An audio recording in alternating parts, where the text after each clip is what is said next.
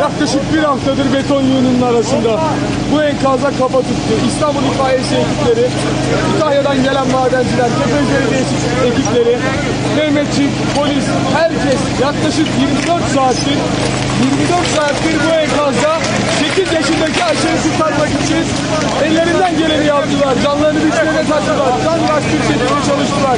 Sevgi hazır şu anda. 8 yaşındaki Ayşe, aramıza hoş geldin.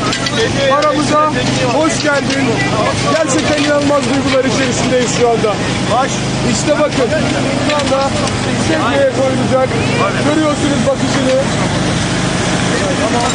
8 yaşındaki Ayşe'yle resmen göz göze geldik. İnanılmaz bir duygu bu.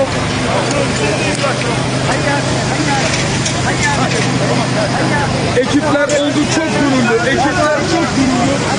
Şu anda ambulansa koyulacak. Şu anda ambulansa koyulacak. Ve tedavi için hastaneye götürülecek. Yaklaşık bir dakika olacak. Bu müjdeden görüyorsunuz. Mahalledeki arkadaşlar